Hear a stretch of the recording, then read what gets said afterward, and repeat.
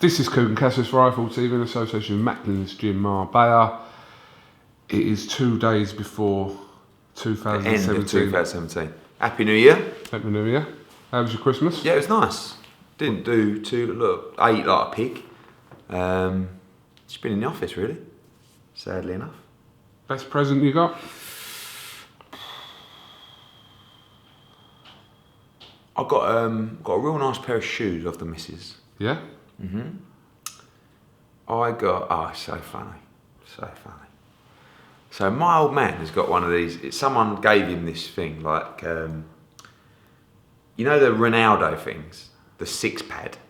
So you put it on your stomach and your arms and it's supposed to like, anyway. So he's got it and he started using it. I'm like, what are you doing? You ain't gonna work on you, is it? He said, no, I've got it for me, I thought I'd try it out. So he got me one of them. That'll stay in the box, that's not coming out, I'm not doing that. Could you give it away? Yeah, I'm not sure. What are you trying to put it on me to give it away? If you wear it and then give it away. Oh, that's disgusting. I don't think it's designed for people like you and me. Like you can just put it on and then just be an Adonis. What else did I get? I've got some socks. Yeah, we know got you some love pants. Socks. Yeah. Love pants, yeah. Got some nice men's grooming products. Does anyone ever buy you Lynx Africa? No, but I do use Lynx Africa. Really? Is this like a running joke? What is the thing about Lynx Africa? Oh, it's just a standard present, I suppose. Yeah, I like Lynx. I do actually like Lynx Africa. Really? I've purchased Lynx Africa. Fair enough. Yeah, does the job. Right, I don't know where to start. There's a lot of stuff Yeah. to talk about. First of all, just getting the vibe that a little bit of pace is gathering for Brook Khan. I'm not sure if... Yeah, it's been blowing up. Like, I mean, I haven't really talked too much about it because I've probably not made that mistake in the past, but I get just as excited as everybody else who's tweeting me and talking about that fight. But I think one thing I probably learned from the Hay fight is stay a little bit under the radar to get things done. And that's probably the way that I think we should go about it for Brook Khan as well. What I can tell you is we're in talks with Team Khan, Asif Valley, you know, a lot, meetings with Sky planned, etc. There's still a way to go on the negotiations, but for the first time I think AMIR is publicly saying he wants that fight, so which is a great sign. You know, AMIR has a huge profile. KELL's profile has risen considerably since the Golovkin fight, and so has his value. And I think AMIR sees that. I think he feels like it's a big fight on the world stage now. Both guys have got to get the deal that they want in that fight, and you know that's obviously going to be difficult. Any super fight, that's always a difficult point to cross off. So we're talking, meetings planned, progressing every day. Is it imminent? Probably not, but is it likely? Yeah, I think there's a very, very good chance. It's there. It seems obvious, and it seems like the absolute perfect fight for both of them. And at the moment, things are progressing quite smoothly. Still a long way to go. Venues, dates, other stuff to overcome, but at the moment seems very positive. I'm assuming this will be a co-promotion with Khan, would it? Yeah, yeah. So, I'm not saying there are stumbling blocks as such, but if there was, is it similar to what you would have dealt with Carl Frampton, with David Hay? Yeah, all kinds of things. I mean, the Frampton fight was very different because there was a lot of dislike between the two parties. And neither of them had really been in a super fight, if you like, before.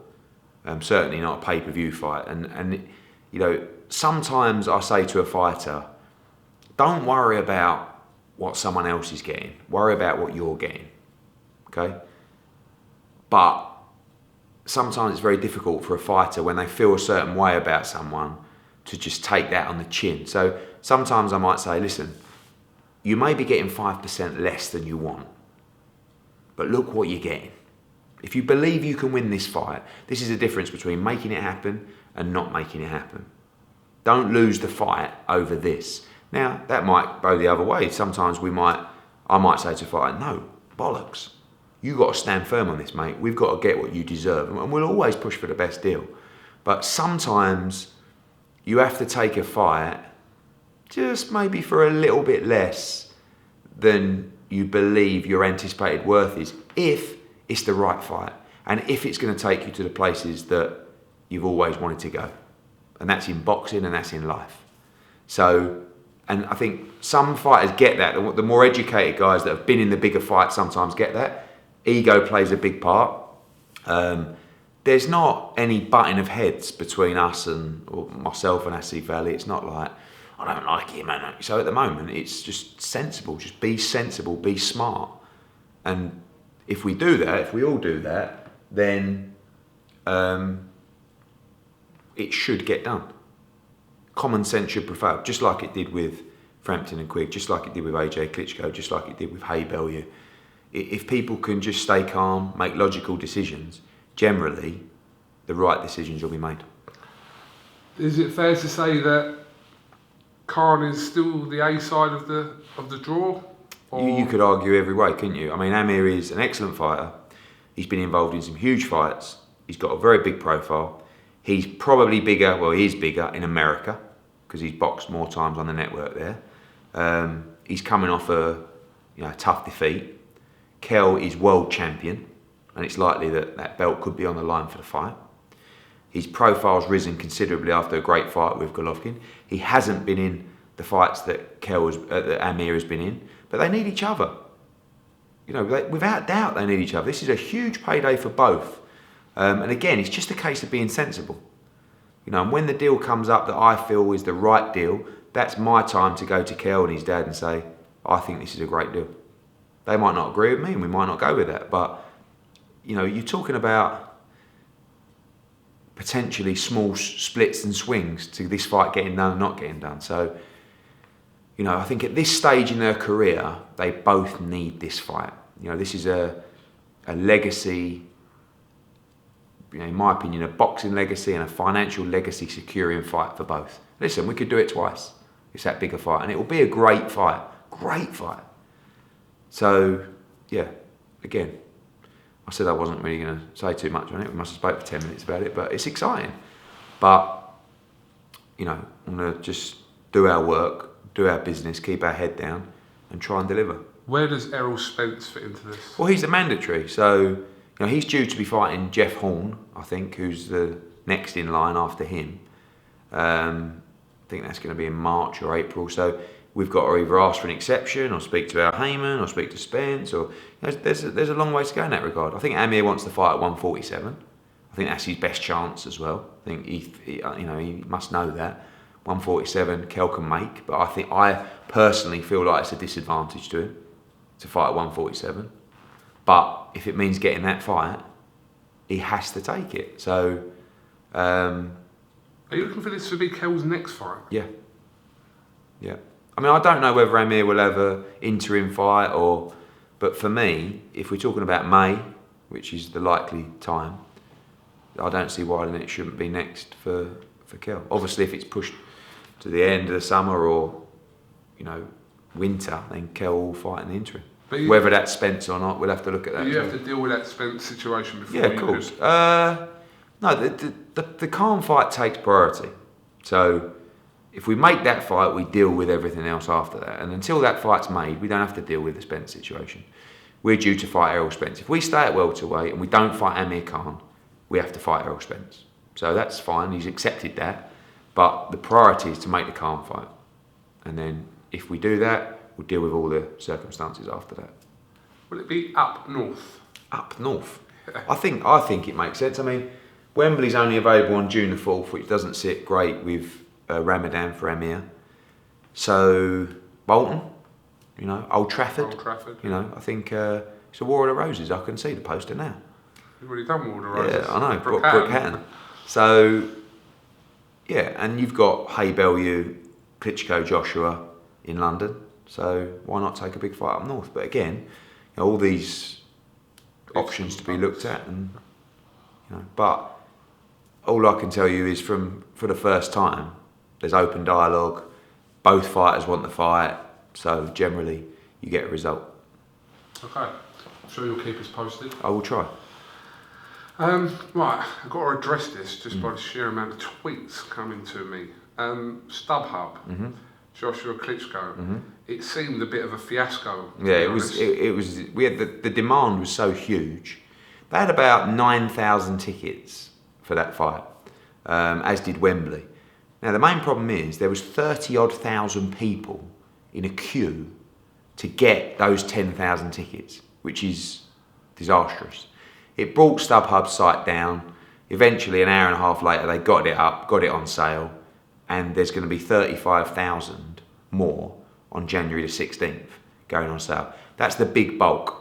Previously, you had 15,000 coach packages, of which 12,000 have sold. Still, a couple of thousand tickets available via coach packages. Club Wembley allocation, which sold out. Fight Pass allocation, which sold out.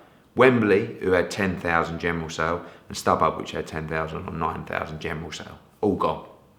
So on January 16th, a further 35,000 are available to the public, much, much more that was available in the first bulk because they were all split and broken down. So they've been working on their site to take the pure volume of traffic to deal with the allocation. And obviously, we know we get heat from the STUB-HUB relationship. And when the site went down, it was like a double whammy, a bit of a disaster day. So they're working hard to make sure that those 35,000 are accessible, which they will. Going to try and take some of those and put an extra allocation on Fight Pass as well, because most Fight Pass customers got it, but I think there was a couple that didn't. Well, not a couple, but a few hundred that didn't. So the plan there is to give more allocation to Fight Pass members as well. But surely someone like STUB-HUB, as huge as they are, should be prepped and ready for something. Yeah, they were prepped and ready, but they didn't expect the demand. The demand was huge, huge. You've got, and the same kind of thing with, we've done it before with not just STUB-HUB, but other ticket sites that have crashed because of demand for huge fights like this. If you've got to think, there's 34,000 people queuing to try and get 9,000 tickets. And if you can buy, 4 or 6 tickets a time, that means you're talking about, 1,400 transactions out of 34,000 customers. So even next time, there'll be 35,000 tickets. There'll be a lot more people getting tickets, obviously. But we can't satisfy the demand. You could sell, I believe you could sell 150,000 tickets for this event. What's the most this will? Well, at the moment we're at 85,000. That's including the coach packages. So you've got 70,000 tickets available through various different, Club Wembley, Fight Pass, Wembley, STUB-HUB, and then you've got 15,000 coach tickets. So we've gone back to the Mayor of London and said we want to push to 90. So there is a chance there'll be an additional 5,000 going on general sale as well, but they have to make sure the infrastructure's in place. That's why 15,000 had to go in coach packages to take the stress off the transport system. And just a note on that coach package, you have to get on the coach. You do, yeah. When we did Froch Grove, someone was tweeting going, what a result. I booked a coach from Aberdeen and I'm just going to use the fight ticket. And he lived in Watford. And I said, no, you have to get on the coach to get your ticket. So, but there's about, a couple of thousand left of those as well. And you get your ticket. And actually, I've got to say, the packages are very attractive. Have a look at them. And they're from all over the country, everywhere. So, how many Fight Pass members currently with Metrum? Probably about 2,500. 2,500. There is absolutely no reason why that those 2,500 should, if you look at 90,000 tickets, they shouldn't all not get. No, I agree. And we probably should have limited it to 3 tickets or even 2 tickets transaction, but we made it 4, and we had like 7,800 or something like that. So realistically, we want to get another. Probably 3,000 or 4,000 would easily suffice and get the Fight Pass customers that didn't get a ticket last time. So, but the problem you've got is when you actually break down the allocations, And also, don't forget Joshua, undercard fighters, Vladimir Klitschko, they all get a ticket allocation, huge allocation. So, I know... Sorry, break down the 50,000 that's been sold. So you got... it's not 50,000, is it? Yeah, 50, so you got something like, I don't know, 15,000 coach packages, that's the right number. 15,000 Club Wembley, or something like that, that's 30,000. About 8,000 Fight Pass. So what's that? 38,000. Then you've got something like 10 or 11,000 Club Wembley, 9 or 10,000 STUB-HUB, and then you've got the fighters that have taken their tickets. So Joshua, Klitschko, and a couple of thousand reserved for the undercard who'll be on. I think that's about 50,000.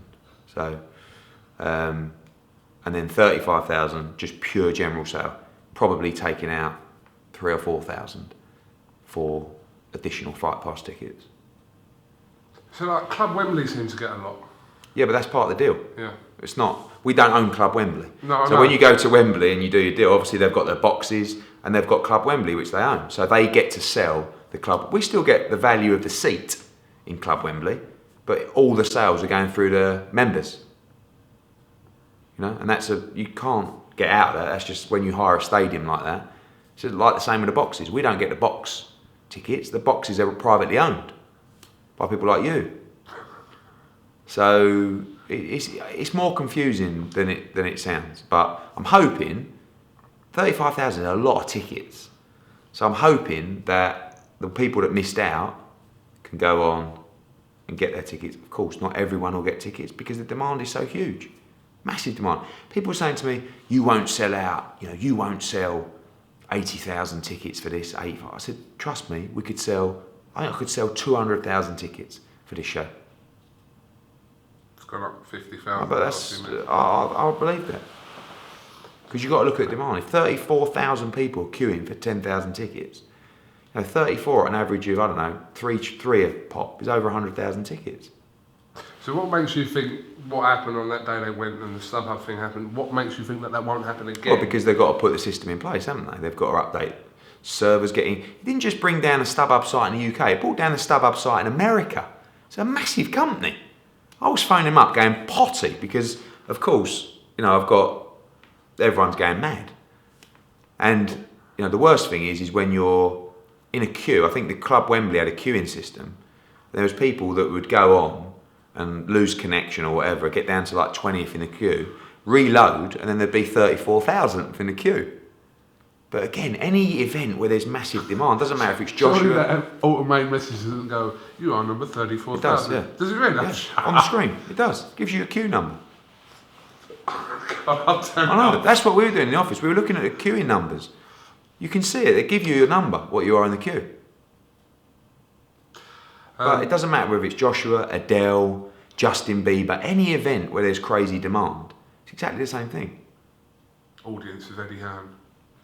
Didn't sell quite as well. There's a few people there though. More like 100. Okay, I know this isn't your fault, but again, every time these ticket situation comes up, people always address the secondary market thing. They're putting up pictures of these tickets going for 10 grand. No, there was a £1,000 ticket that someone was selling for 60 grand. And someone was saying, how can you let this happen? I said, well, obviously he's not going to buy. That's people who are buying the tickets, who are trying to resell the tickets. And it's on every single site for every single event. People talk about you should put a name on the ticket and then they have to provide ID. Do you realise with 90,000 people going through a turnstile, many of who have had a good drink, trying to find their ID, lost their ID, phone their mates from ID, it would be a complete disaster. So there are things we're looking at as well, and you'll see some changes in the new year that I think you'll like as well. Really? Sounds optimistic. Got to become popular again. But when you go talk about 90,000 tickets, like the real boxing fans. But I don't see the secondary market from what I've seen on the site is not that big yet. For 50,000 tickets, it's not that big, and it shouldn't be because you've got 35,000 more coming. So don't buy a secondary ticket. Wait for January the 16th to get your other ticket for the show. But of course, everyone wants to get a ticket, and someone's saying, how can you let this go for £60,000? Obviously, people aren't going to buy those tickets, but someone like you might get your ticket and say, I'm going to stick it up for 50 grand. And that's what people are doing. But don't wait for the general sale. You've got 35,000 more being released. It's not like you've got 2,000 being released. You've got 35,000. So just hang in there. Wait for January the 16th. So that 35,000, just to clarify, how many of them are on STUB-HUB? The majority of them. Okay. So Club Wembley don't get any of them? No. Club Wembley are done now. And the coach packages It'll be are done? coach packages. No, there's still some available online. But the ones from the 35,000? No. There'll be pure general sale. Right. Okay. So, that's optimistic. unless, well, we will take a couple of thousand out for Fight Pass. So I want to satisfy those people as well. Yeah, we should do that. Thanks, mate. Okay.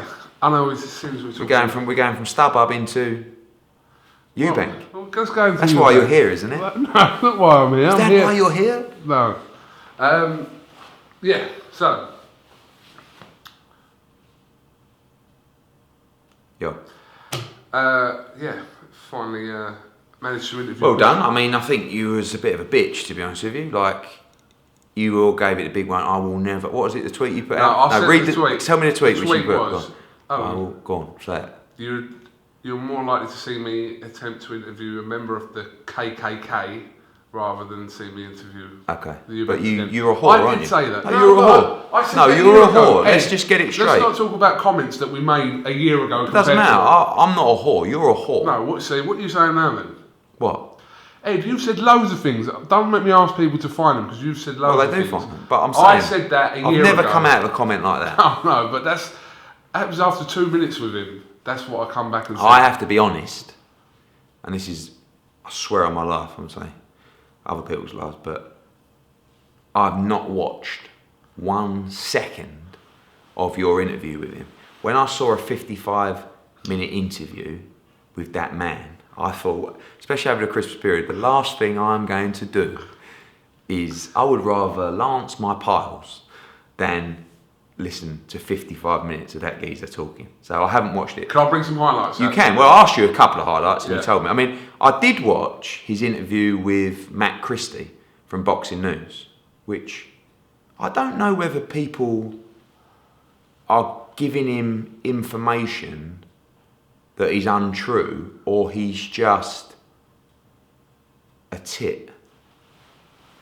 I mean, he says that the IBO is great and it is a world title because we can unify with it, but you can't unify with it, and no governing body accepts the IBO as a unification. So what are you talking about there? Then he said about the opponent, Reynold Quinlan, or whatever his name is a great fighter because he knocked out Daniel Gill, who was a former 3-weight world champion. What is he talking about? He won the world middleweight title and then lost it to Darren Barker.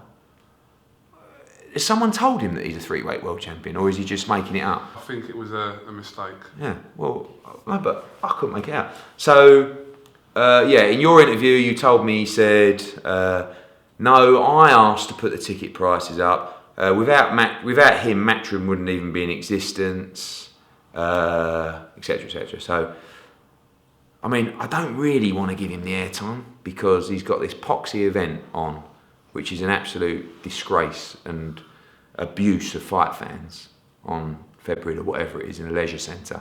And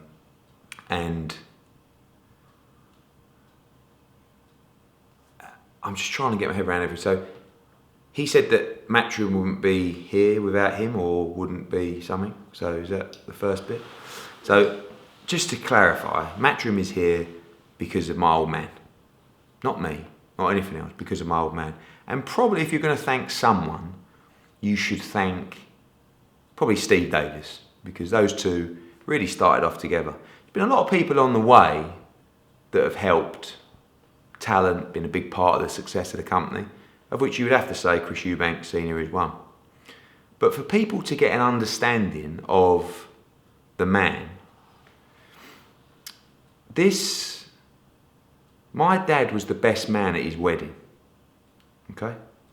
My dad sacrificed a lot, mainly through my childhood, to deliver the opportunities for Chris EUBANK Senior. And listen, he had to do it in a ring as well. Very tough man, warrior. My dad was best man at his wedding. Some things live with you forever. And when I phoned up Chris EUBANK about 2 or 3 weeks before I was planning a 60th surprise party for my dad in that garden, and I said to him, Chris, I'm having a surprise birthday party for my dad. I want to bring together all the people that are important to him and have played a big part in his life. And it would be great if you could attend. Do you know what he said to me? No. He asked me if there was an appearance fee. And I said, it's a surprise 60th birthday party for my dad, the guy who promoted you for many, many years. He said, oh yeah, but would there be a fee for me to get a driver? So I thought, is this geezer taking the piss? And I thought, do you know what? It's embarrassing, but it'd be quite good to have him there, strolling around, doing his act. So I went, Chris, do you know what? I'll pay for your driver, no problem. He came up, did very well. Walked in for half an hour, worked the room as he does. And then we had a band playing, and then my phone was just ringing and ringing and ringing. And it was EUBANK. I was like, I'm just busy at the moment, where is he? He called me for about an hour, and then the security came in and said, Chris EUBANK's outside waiting for his 250 quid for his driver. So I went out there and I gave him his 250 quid, and I've never forgotten that. I think that's important for people to know about values, about people. Moving on to all the other stuff associated with Gennady Golovkin. I've been there a million times, and I'll answer you whatever you want me to answer. But I think the best thing to do is to read you an email that I wrote to Chris EUBANK and his lawyer, okay? And this was the day after he missed the deadline that I set him to make the Gennady Golovkin fight. And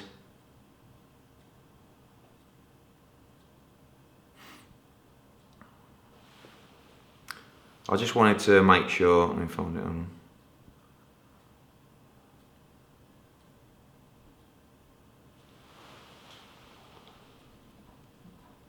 Okay, so just to confirm, that's an email sent to Chris EUBANK. Confirmed. Okay.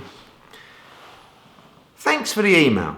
As you know, we have a very successful model in place with our pay-per-view fighters that gives them an 80-20 ownership of the net profit of the show. Once a budget is drawn up and agreed, we take full operational responsibility to execute the show in line with the quality and brand values that we have built over some 30 years as promoters. As a promoter, having only a level of operational control is not sufficient. Whilst your client would take financial ownership of the show, for regulatory and reputational reasons, we cannot simply concede on promotional issues. It's Matchroom's contract with Sky and my promoter's licence obligations which have to take priority. Whilst I realise it is your priority to maximise the revenue, I will not allow it at the expense of our reputation. In particular, your seating prices, which were unfathomable. KUGAN to that means ridiculous. And not something that I would ever want to be associated with. In addition, your requests to Sky were not approved by them and have left a very bad taste in the mouth. You have no experience in events like this, and we cannot let you make major decisions regarding its operation and administration. I set out recently our final position by email on the 5th of July and asked you to agree to those terms by 5 PM on the 6th. We were not asking anything of your client that we do not ask of every other pay-per-view fighter, so it was very disappointing that you were not able to accept the proposal as made for this incredible opportunity. In the circumstances, I'm sorry to say we are unable to proceed with the fight, but I'm more than happy to meet with you and your client about alternative fights moving forward. Kind regards. That camera just stopped. What, just as I was saying, kind regards, Eduardo. Pretty much, yeah. Okay, so that is where we got to. Anything else, I do not understand where he's coming from. I'm up for answering any questions from you. But what he's doing at the moment, he's actually muted on my Twitter because I just can't deal with the geezer. He's desperate. Desperate for promotion. And what is this like? I think on that Matt Christie interview, he says, I used to be with ITV, blah, blah, blah, and now I'm back. It's like, no, you're not back. Your son is boxing. You retired many moons ago. And the other thing that really is bizarre is he seems to think that people like me and Frank Warren and my dad, we don't understand and we don't get it because we're not fighters. You don't have to be a fighter to understand and execute the basic principles of business.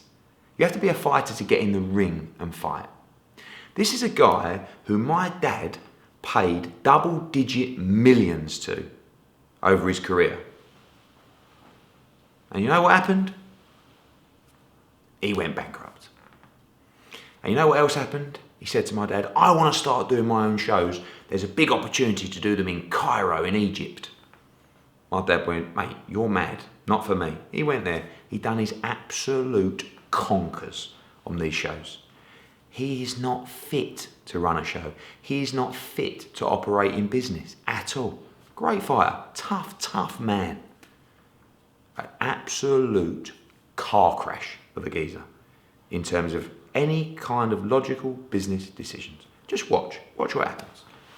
He says that your dad was his accountant and your dad says he wasn't. You know what? Of course he wasn't his accountant. Well, I'm just saying what he no, said. If he was his accountant, do you think he would have gone bankrupt? Don't be ridiculous.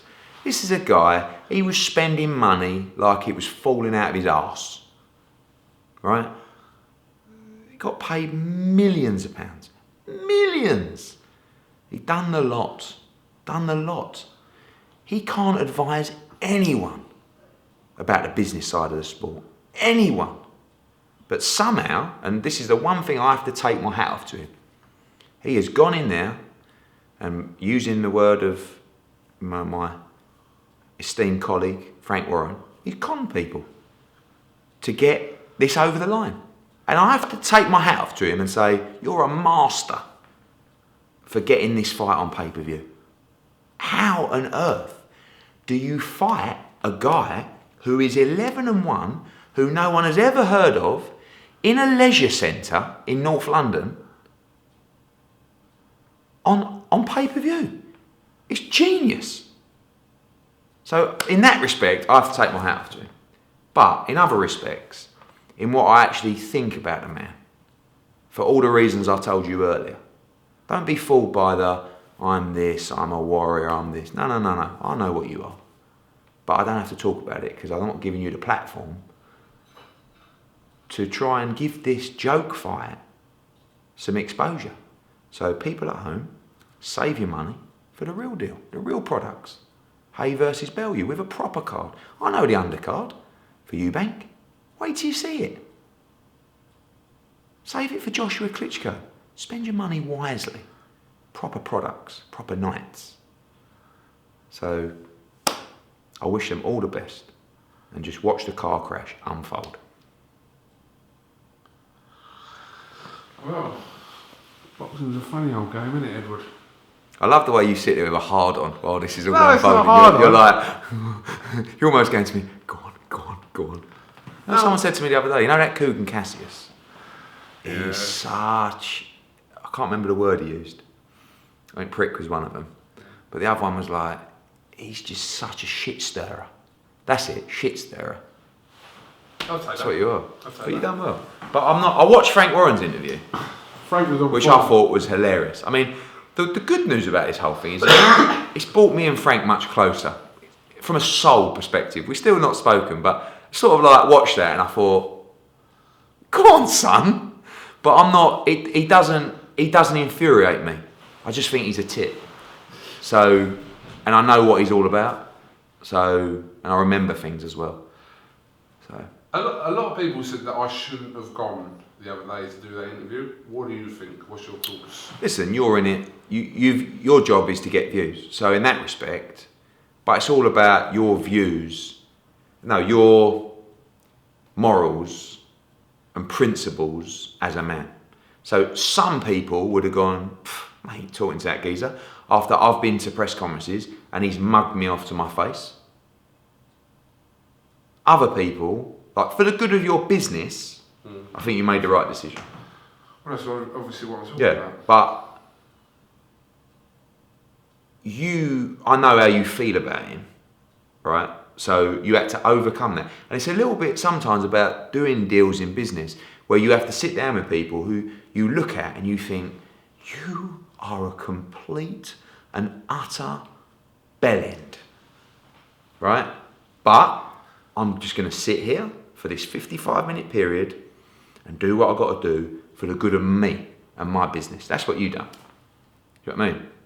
So, but other people would have gone, I ain't talking to him. No way. Now, because he needs you. He doesn't. But What? He doesn't need us. What are you talking about? So when he talks about the 60 million people who are going to be tuned in to watch Chris Eubank Jr., what are you talking about? I mean, the smart move would have been to put this on ITV1, right? God, you would have hit some really good numbers. But put it on pay-per-view. But he needs you badly. Who's promoting this fight? He doesn't even know the name of the person that's promoting this fight. He calls him Poxton. Right? So, who is promoting this fight? They've not even gone on sale. It's January the 1st coming up. You've got 4 weeks. There's no fight announced on the undercard. You know, I know one of them because we've got some involvement, but the tickets ain't gone on sale. What is going on? That's what I'm saying. It is an absolute car crash. So for me, I don't go, you're conning the public, you're doing this. I just laugh and watch it all unfold. Because all I see is a circus. But that's what he is. He's a circus act. The son, very good fighter. Good to watch. Right? Been managed appallingly. But he can fight. And I like Junior. And I watched his interview. And I noticed one thing that stuck in my mind was, I think he said something like, I think it would be a good idea if I was present at future meetings. Smart.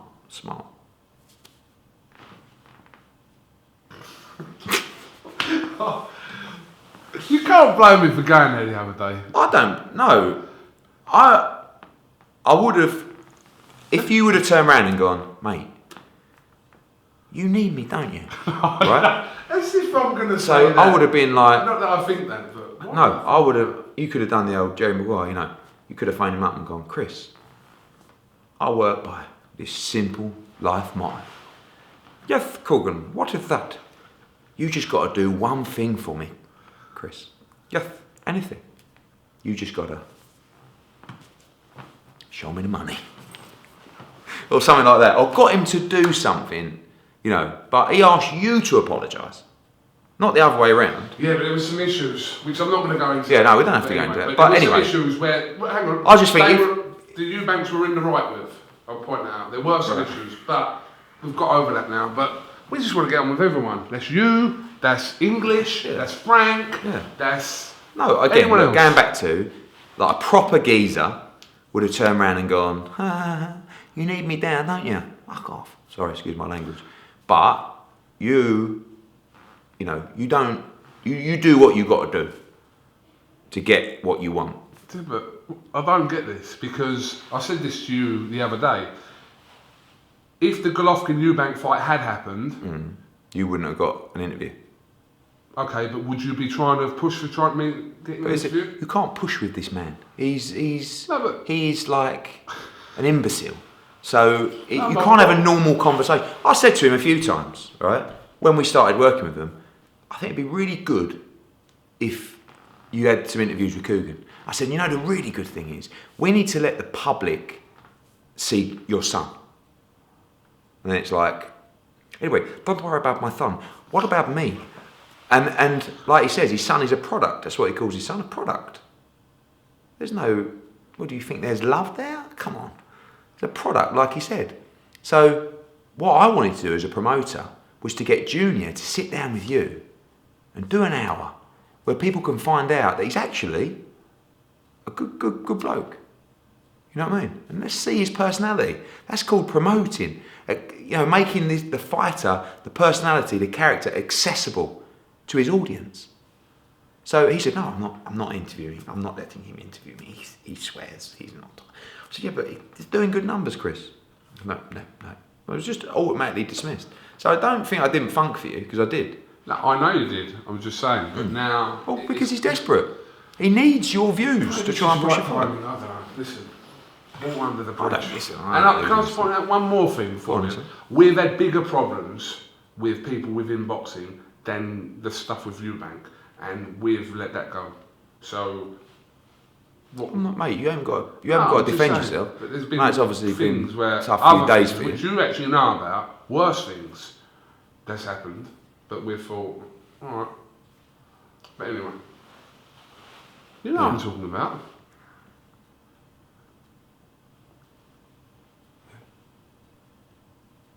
Who? Don't read this out.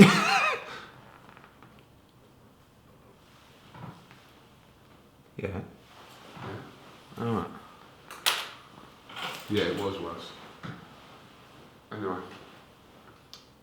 Anyway. When I sent a naked selfie to the wrong... Oh, sorry.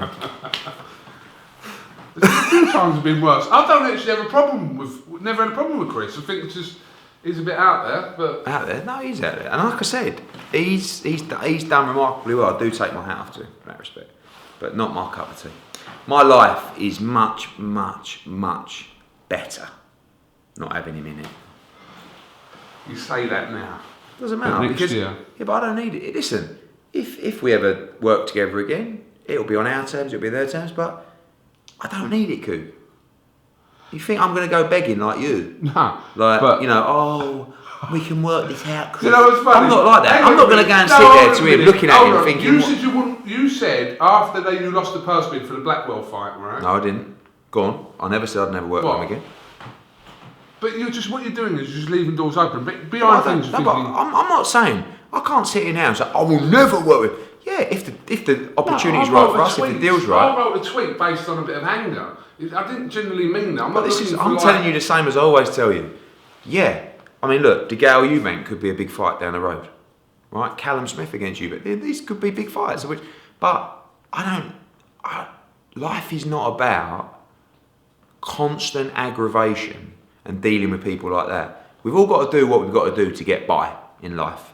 And that's different for every person. For some geezer, it might be going to do a 9 to 5 where he's sitting there in a job that he cannot stand. But he needs that money, he's got to provide for his kids. For us, it might be dealing with someone we really fucking don't want to. It might be sacrificing time away from your family where really you don't want to do it, and it might be jeopardising your relationship with your kids. For you, it might be, I don't know, having to swallow it with EUBANK. So you've got to do what you've got to do to get by. But you can't do that all the time to jeopardise your happiness. So when you're waking up and you're miserable because you're dealing with a guy who is not educated enough, that's the wrong word, is just not sane enough to deal with business situations and make common sense decisions, it drives you mental. So like the Golovkin thing, it drove me mental. All I'm trying to do, I had one job, you had one job. Deliver the Golovkin fight. I've done it. They never wanted the Golovkin fight. It was all rubbish. But you only see that now because you deliver in the hand a deal to make millions and millions of pounds. There's no reason why not to take it. And you think, I can't believe it. You never actually wanted the fight, did you? So instead, you go from Gennady Golovkin to Reynold Quinlan, or whatever his name is. Quinlan. Yeah, and again, I don't mean any disrespect to Reynold Quinlan. But it just, But again, I'm looking forward to it. I'm looking forward to seeing the press conferences, the announcement, the undercard. Come on, because let's be honest, when I announce a pay-per-view event, I get weeks of abuse. So let's compare this one. Is this going to be £20? That's what you're tweeting. I've no idea. I have heard it's going to be £20, but there will be the offer. There'll be the option of an early bird offer. Tweet. So I'll be all over that early bird. You've got to jump on this. I mean, this is one not to miss. We'll see what happens anyway. We will. Listen, competition is good because I tell you, since all this competition has started, I have been twice as focused as I was before. And since all this competition come out, I've made Hay Bellew, Klitschko against Joshua, hopefully Brook against Khan. I've made another unification fight, another Brit fighting for a world title. All those three will be announced in the next 10 days. I've got DeGale versus Jack on Sky Sports. I've got Frampton against Santa Cruz on Sky Sports. We are cooking on gas. And let me tell you, I ain't even got started yet. I am so motivated to achieve for my fighters and our business. I'm telling you now, don't ever bet against me. Don't do it. Don't do it. Stop laughing. Look. But that's how I'm feeling. I'm feeling great. I'm feeling like we've got to deliver. And that's brilliant news for everyone watching this video. Because everyone's going to try and deliver. Isn't that great for fight fans? Absolutely. Don't go on about swallowing. This like... It's really eating you up. No, I'll tell you why. Because I know. No, because I know. Because if you apply it to your sense of business, yeah. No, I've done it before. You've done it before. Not in such a bitch way that you did. No, I didn't do it in a bitch way at all. But you would do it to make a fight. Mine's different. I'm making a fight not just for the benefit of our business. Why am I interviewing Chris Eubank then? Not for the benefit of your views. Not for people to watch it. Oh, you're doing it for the people. Who else am I doing it for? For your views, for your sponsors, for your advertisers, for your numbers. Don't give me that bullshit. I'm just doing it to provide a service to the public. No, but it's for the benefit of IFL TV. Yeah. No. Yeah, you're IFL TV. It's for the benefit of you. All right. Come on. People don't pay pay-per-view numbers. What I'm saying is, it's my job to deliver the big fights and the big money for my fighters. So I can't let my ego get in the way of delivering for my friends and my clients. Different with you, son. So if you got to swallow, you will. That's the bottom line. Yep. Right, for the benefit of my fighter. Right, okay. And I've done it before. Okay. Different with you. Why? Why is it different? Because you're swallowing for the benefit of you. No, not at all. Yes. Oh, so when you get that little 20% at the end of every pay-per-view thing, do you spread that amongst all the people evenly? No, that goes into your pocket. It's no, it the goes worst into your pocket. argument going. No, it ain't at all. What about the 80%? What about? That goes into the pocket of my Right, well, fighter. we don't charge I've got a people. job What's to that deliver thing? for my fighter. You've got a job to deliver for yourself, and you're a selfish bottle job.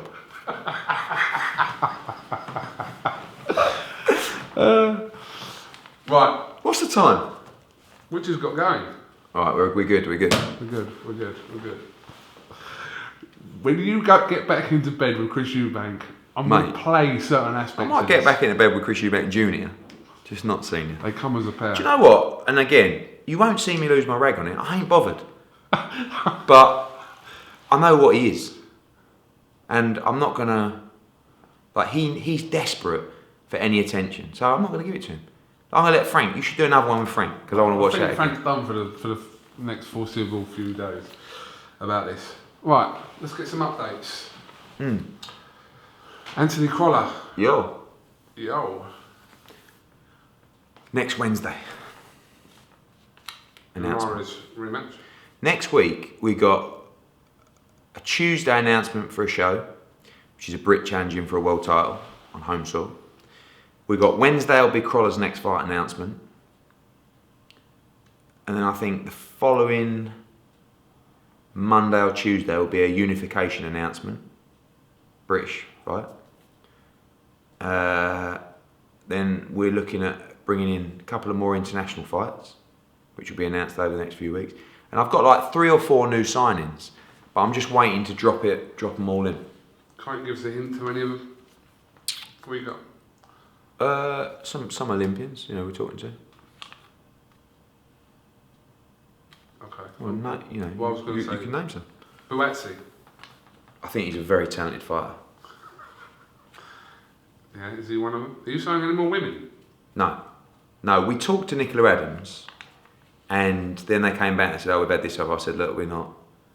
I've got Katie Taylor, and like I said, I'm not looking to go into women's boxing. I'm just looking to pick up the fighters that I believe have the right style to entertain the crowd. And that for me is Katie Taylor. And I think I need to put my heart and soul into Katie Taylor. I think Nicola Adams is, you know, she's obviously talented. She's a lovely girl, but I think we've got enough on our plate with Katie Taylor. And if we're going to provide opportunities for all these new Olympians, you know, we've got to balance it up. So no, we won't be signing Nicola Adams. Rumours, strong rumours, more than rumours, of Gavin McDonnell in a world title fight.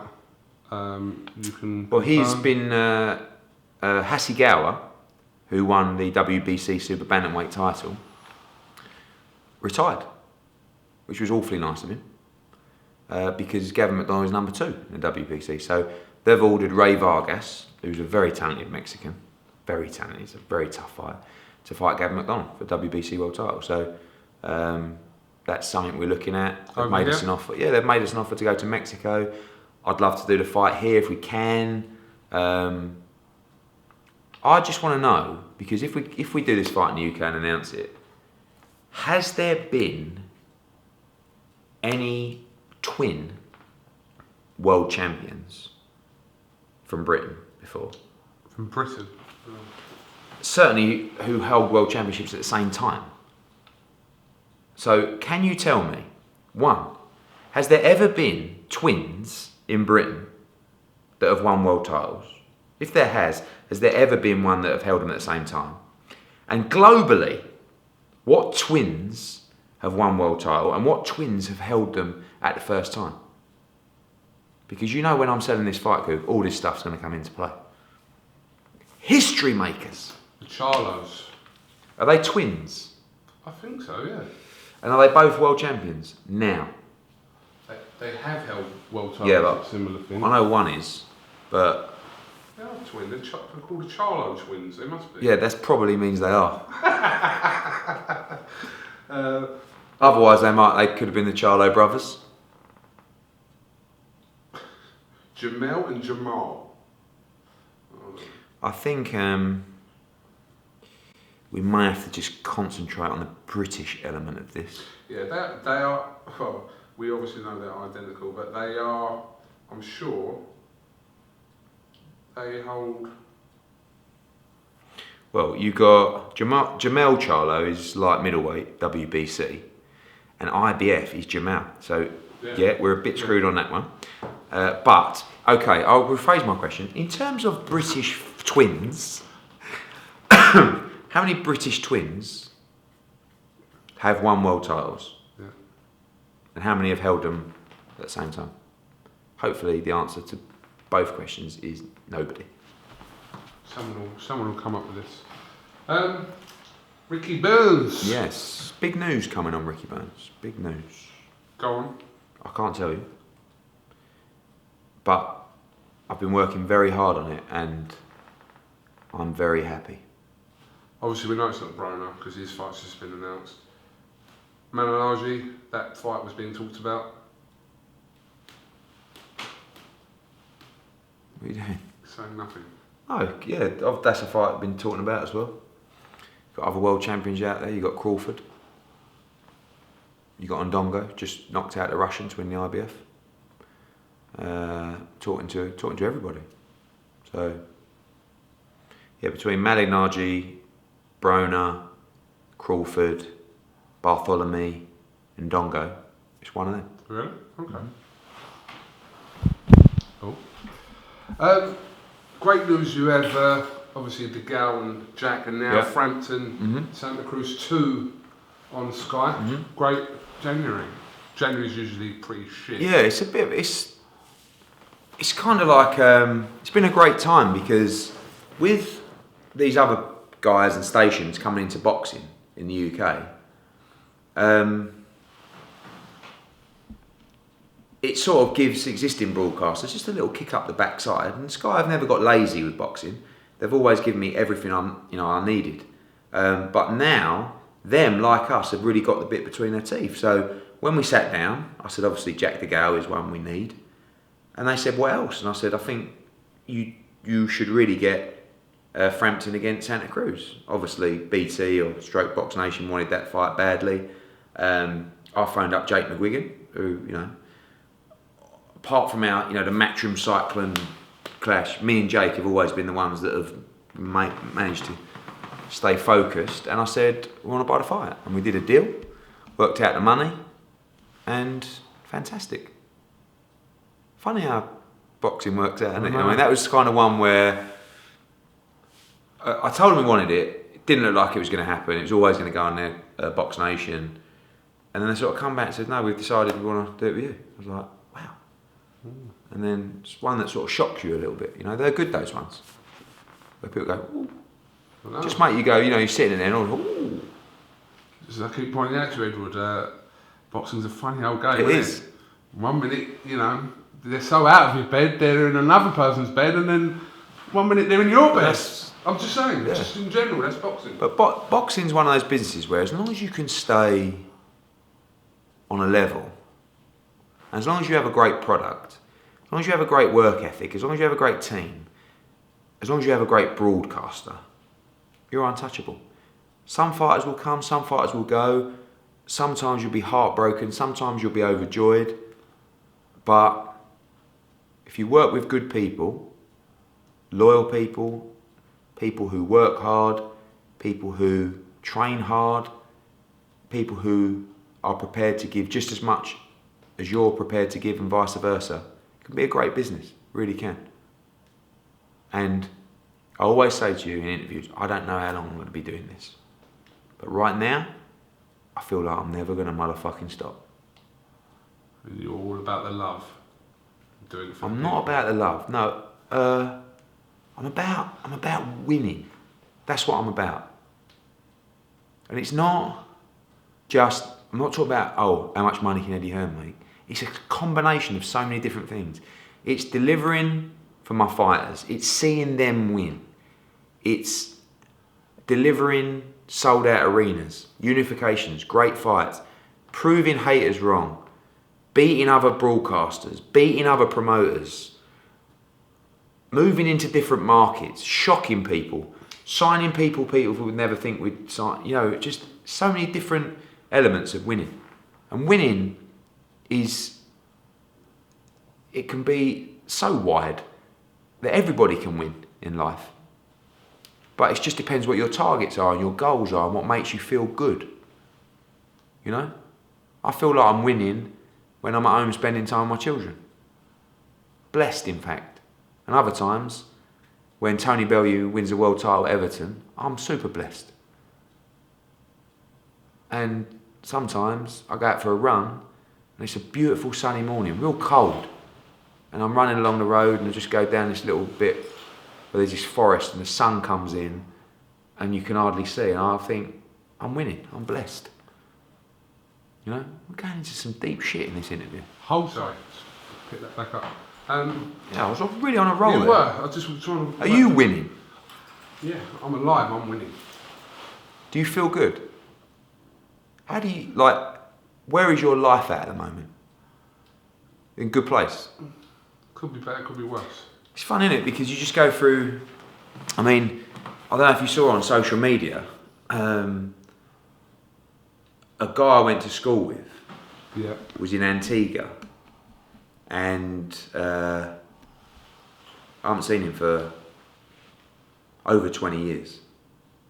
And his mum and dad had got a restaurant in Antigua, and they locked up on Christmas Day, and a man broke in with a hood, grabbed the mum by the hair, put a gun to her head, and Chris came into the room. This is a kid, same age as me, was in my class, and tried to stop him, and he shot him in the head, through there, come out of his right eye, and he's in a coma.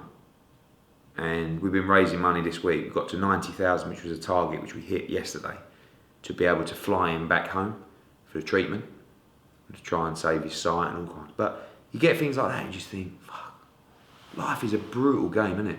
Where it can be just, you could go out, I'm feeling so good right now, and so are you in your life, yet something could happen tonight that just spins your life on its head. Like that. And little things like that, you should never ever take life for granted. That's fucking tragic. I know, it's really terrible. sad. And you know, but for every story like that, there's a million stories, isn't there? Yeah. But sometimes we probably take ourselves too seriously. You let yourself get too wound up. You know, I might see something on Twitter, someone saying something, I think, fuck. But what, you know, you've got to concentrate on the things that are important to you. Because like I said, life can change like that. So don't ever leave yourself thinking, should have done that, should have done that. You know, it's a bit like your kids. I don't spend anywhere near enough time with my kids, or as much time as I'd like to, because sometimes I'm that driven on what I'm trying to do in work, and sometimes you have to sit back and say, look, you got to get shit done, but remember what's important in your life. Don't really know where we're going with this, but it's just on the mind. That's good. It's on the mind. I think it's Christmas. I think it's a new year. You know? I think people need to be happier. I think people need to have so much less hate in them. I see a lot of things, not just on social media, but people are angry. People, you know, there seems to be too much hate in people. Do you find that? Yes. Yes. But I don't know whether that's just social media. Because these same people, if they saw you out down the pub, would come over, shake your hand and ask for a picture. So, but it must be like an inner hate, where you get the opportunity to actually say something, and I don't know. So I think sometimes it's probably, and in fact, I'd say 6 or 7 times out of 10, it's to get a reaction from you. So, how many times has someone said something to you, you've replied, and they've gone, I'm only joking, maybe, but I still think there's hate in them to do that. And I've seen some terrible stuff on social media, not on me, but on other stuff. People, horrible people, you know, people have died and they've come and said stuff. It's just like, how can you say that? So my message is 2017, let's be positive. And I know you haven't always got reasons to be positive. You might be having a really shit time. But let's just try, everybody, if we can all be 10% more positive in our life, I believe it'll be a better place and we'll have a better life experience. I agree. You look good, Kugan. You look well. Agree. You look happy. You look radiant. You've had 3 days in Amsterdam. Did you have to bring that up? I'm not even going to go there. I'm not going to discuss the last 3 days in Amsterdam. I've got more fights to talk to you about. Okay. Right. Conor Benn versus Robin Deacon. What's going on? I'm just reading Robin's Facebook. Listen, so I'm just... Robin Deacon is a real nice guy. Like he gets a lot of stick, but he's got a good heart, right? The board have refused to give him a license. So, and he tells me to go and get him a license. It doesn't work like that. So he wants to fight Conor Benn. It's not even really a fight. He's the self-proclaimed Britain's worst boxer. So as a promoter, it's not really the one that you want on the poster, is it? Conor Benn, one of the top prospects in the country, against Britain's worst boxer. But, you know, I'm trying to help Robin because he's a nice guy, and you know. But the fact is that the board I'm not giving him a license, and I'm not the board, you know. So is that dead in the water? I don't. Yeah. All right. Okay. Well, loads of fights. I just see stuff from Robin. That's all. You know, yeah, updates and stuff. But there's loads of fights in brewing fights I'd like to make. I'd love to make the Burton Buglioni rematch. Made him an offer for that to fight on the Wembley card. Actually, what a chance for both young fighters to box on a card like that in front of 90,000. Wow. Chisora White, seems to be getting... That will not be on that card though. No, it won't be. But seems to be getting a lot of Fight of the Year votes.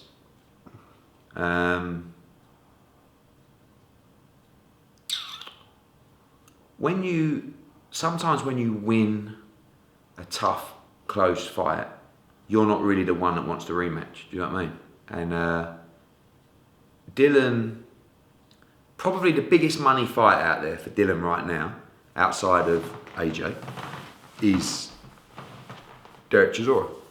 But Dylan has made a lot of money, and he's not overly motivated purely by money. The one thing I'll say about Dillian Whyte is he is one of the he's one of the few fighters, maybe not few fighters, but a small percentage of fighters that really want the glory over the money. He wants to get well paid, but he wants a strategy rather than a sort of fight by fight, where are we going? Do you know what I'm saying? So, whereas some fighters would just say, just get me the biggest fight you can for the most money. I would say to Dillian Whyte, then you've got to fight Chisora in a rematch. But he wants to fight for the world title. So, it's not just about the money for Dillian Whyte. It's about what fight can give him the path to achieve what he wants to achieve. And it's quite refreshing, actually. So we'll sit down middle of Jan, and I would say that he's not opposed to the Chisora rematch. And listen, it's a big fight. I'd like to make that fight. So we'll see. Eddie. Yo. There was talk about Stavern for Dillian Whyte as well. Yeah, I mean, I'd like to try and push Dillian in the WBC route, maybe a final eliminator, but then it's such a mess. You got Stavern, I think Povetkin's suing, or Wilder's suing Povetkin. Stavern will sue Povetkin. Povetkin saying he actually didn't fail a drugs test. It's a right mess. What's your understanding of the Parker situation at the minute as well? He's the WBO world champion. I've heard they're talking about doing a Ruiz rematch. I think Hughie Fury might be mandatory. But Hughie Fury, like, the money that he got offered to fight Joshua is much, much less than the money that he will make to fight Parker. So will he take the Parker fight? I don't think so. What, in New Zealand? Price has been mentioned for Parker? Yeah, I've got some fights for Price. Looking at it. Price needs a big fight. I don't think he'll fight Parker, but we're building now the undercard for Hay Bellew and the undercard for Klitschko Joshua, and that March the 4th undercard. The announcements will be starting as early as next week on that. Right. So, what sort of level of undercard are we looking at for both? Good. What will Good be for the better both. undercard? I think they'll be quite similar. Wembley, you have fewer fights because we start boxing at 6:30 and the main event is 10. How many? So you'll get 4 championship fights outside of Joshua Klitschko and a couple of sort of swing bouts. But that's good because it means you can spend a little bit more on each individual fight, which focuses the mind a little. I'd like Buglioni Burton on that card as well as one of the championship fights. Hay Bellew, probably a few more, maybe 8 fights on the undercard. But obviously this comes back to the thing when the event... Basically the maths is that the fighters own the show. So when it's a huge fight with huge risk, they want to make as much money as they can. So they want to spend as little as possible on the undercard, and I want them to spend as much as possible on the undercard. And then we find somewhere in the middle. When it's a weaker main event, we say, no, listen, to hit these numbers, to deliver value for money, we need this. They might say, it's a bit much. How about this? Or they might go, no, we agree with you. Crack on. And probably like 100% of the time, I'm always right. What was your... That was a joke because your it numbers? means it'll be every time. What? Your numbers for Molina? Huge. Better than White Joshua? Could be very close. Really? Very close. It did shock me. Chisora sold that and White. Don't underestimate AJ's pulling power. I'm not. But do you think they would have maybe added a quarter of the buys? Yeah. Yeah, about that, yeah. I think sometimes you've got little pockets of fighters that have added buys, you know. Scott Quigg's very popular. Callum Smith always hits good viewing figures. Obviously you had Ortiz, you had Katie Taylor. So you had different pockets of demographics that I think it was just a perfect blend. When's he out next? Again, let's see the undercard for the EUBANK pay-per-view. But you should be worried about that. I'm not worried about it. I'm just saying, level playing field. If I'm going to get a bit of stick for Ortiz, Allen, Katie Taylor, Quigg Cayetano, Burton against Buglioni, Callum Smith against Blackledge, and Chisora White, let's just look at the comparison. Save your money, spend it on the quality. What was you going to say? When's who out? King Kong. Good question. Small chance he might be on the Hay Bell card. But we're looking at March. And then, he's going to end up being the mandatory for Klitschko Joshua at some point in 2017. What's the Pulev situation? He's a mandatory for the IBF. Very similar situations to when Tyson Fury lost his IBF belt. It's almost impossible to keep all the belts. Unless you want to be in fights that you don't really want to be in. Does that make sense? Like, when we beat Vladimir Klitschko, do we want to fight Kabrat Pulev? Or do we want to fight Deontay Wilder? I'm horny for that fight. So, anyway, the winner of Klitschko and Joshua will have to face Kabrat Pulev for the IBF. And Ortiz, that's not been called yet, so they might. In line for the WBA. When the mandatory's called. It will be 2017. But Pulev he's got to be next. So we either fight Pulev or, we don't want to vacate the IBF title, but maybe fight Wilder for the WBC or Parker for the WBO. So it's really more about the fights, but also you want to collect as many belts as possible. Do you believe he will fight Wilder next year? Yes. I want that fight badly. It's very difficult to take, once you fight Klitschko at Wembley and earn that kind of money, it's very difficult to move back into fights like Kabrat Pulev. But at the same time, he's still young. So once you go balls deep, you kind of never go back, do you? I was going to say something terrible. No, not for the viewers on there. Completely changes the subject. Derry Matthews against O'Hara Davis. Yeah, I'd quite like to make that. O'Hara's got the mandatory against Tyrone Nurse. It's quite a good fight for the British title. But Derry against O'Hara seems to be bubbling nicely. So for your Liverpool card? March 4th. Oh, Hay Bell, possibly, yeah. Good. London versus Liverpool. Yeah, definitely. Arj has been getting some stick as well with this. Poor Arj. Alright, listen, just before we obviously finish, Edward, just what fighters haven't you mentioned? Just certain plans. So Scott Quigg could be on the Crawler card on March the 25th. Obviously Joshua's fighting Vladimir Klitschko, Bellew's fighting David Hay, Stephen Smith. We're going to do an April card in Liverpool, which will be possibly Stephen Smith. I was looking at March the 4th with him as well, but we'll see. Stephen Smith,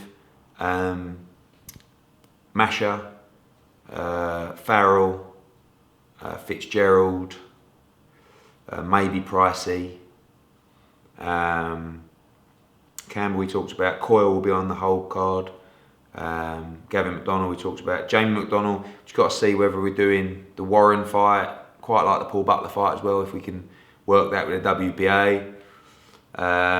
Croller's sorted, Marcus Morrison will be on that bill, Jose Burton we talked about. I always miss someone out, and then Rocky Fielding will be on the big April 22nd card. I really want to do the J. Leon Love fight. Yeah, but you know what? J. Leon Love, if you're watching, right, you took the mickey out of our offer that we made you, and I'm pretty sure we've doubled it. And I'm going to speak to Leonard Ellaby when we're over in New York, because we've got to also pick up that Mayweather Matchroom thing. That might be the night to do it in April. Look at April 22nd in Liverpool. But JD on Love, come on, man. What's the matter with you? Come and get the Benjamins. Have you got a list of your fighters there? In the other office, yeah. I can go through. I mean, you've got loads of London boys. Martin Ward, he's got to fight Maxi Hughes, he's mandatory. Yeah. You got, you know, the other Conor Benn, Reece Bellotti. We're also working something in terms of a couple of smaller shows. There'll be an announcement soon about, it's quite exciting. Guys like Felix Cash, Ted Cheeseman may box on the Hay Bellew card. Craig Richards on that card. Isaac Chamberlain's got to get out. Callum Johnson may box on the March 25th card. Really got to concentrate. Jake Ball on the London card. How is Jake? He's alright, good. Yeah, he's gonna have a good rest and then get back to it. O'Hara we talked about. When do you expect the Callum Smith? Scotty Cardle will box. I'd like Cardle to box Luke Campbell, but I think we'll get Cardle out in sort of end of Feb, early March, get the Lonsdale belt, and then look at what we're going to do. Callum Smith to fight the winner of Badou Jack and... Yeah, 100%. When? April? There'll be immediate negotiations, so yeah, May probably. DeGao and Smith. Good fight, Yes. Great fight. Brian Rose could box on the March 25th card in Manchester. Then you got the Birmingham boys. So you've got Sam Eggington, been mandated for the European title. Yeah. Great news for him. Frankie Gavin looking to come back at 140, which I'm very excited about. Cowie Fi looking to defend the world title. We're trying to get in April in Birmingham, but only early May is available in the arena, which is... I was looking to get him out in April really, but we'll see what happens. Might put him on the Hay Bellew card. Charlie Edwards on to the London stuff. Gamaliel Fire also. He was injured last year, so I might try and get him out before the Birmingham show. When will Dylan be out next then? When do you reckon? May. He's going to take a night. He's had 5 fights in 6 months. Oh. He needs a rest. He needs a good, solid January away. Isaac Chamberlain. I've mentioned that one already. Oh, sorry. Yeah. I'm actually on your site here. It's quite a good website, actually. Thanks, mate. Katie Taylor will be out on the... Katie Taylor, yeah, might box her in America in March, maybe. Oh, on the Mick Connon. On that? Or Golovkin card, looking at. What's going on with Lee Selby? Lee Selby is boxing, looks like Jonathan Barros, on January 28th. So I've only got 1 fight left with Lee. Oh, yeah, he's on the undercard of... Looks like it, yeah. But DeGao and Jack.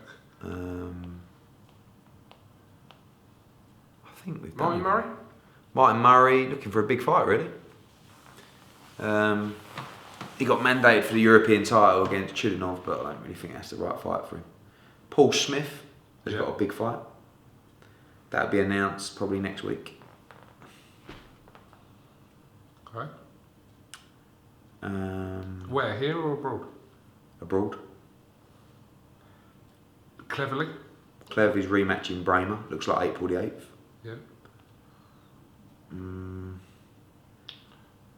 There's like, if we've missed anyone, Ryan Burnett. Ryan Burnett, well done. He's going to box in probably February, and then we're looking for a world title shot. We're very close to the world title shot now. So. In Belfast? Yes, that's where I'd like to do it.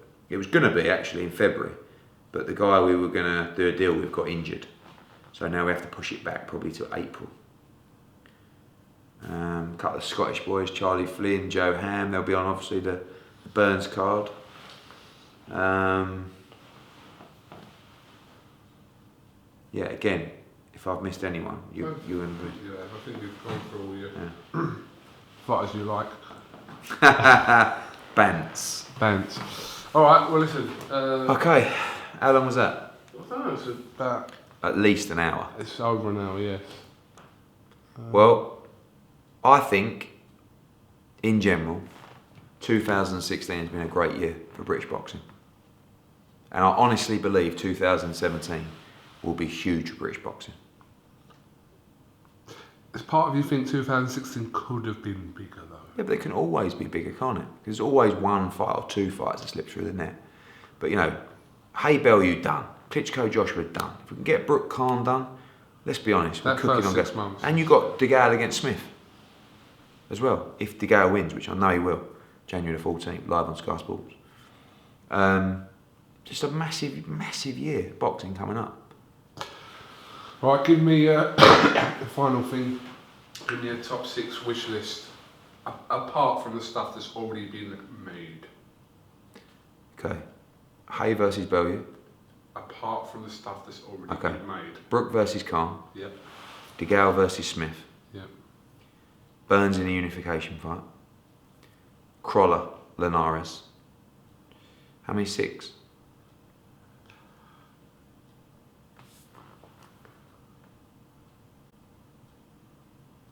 I don't think you can really use Crawler and Maris. Why? Because it seems like that's on the verge of like... I'm on about them ones where Yeah, but then if I announce it, then I've already ticked off one on my list.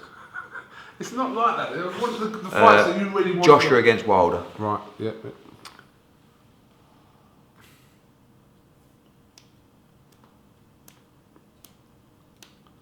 Quig Selby. Quig Selby.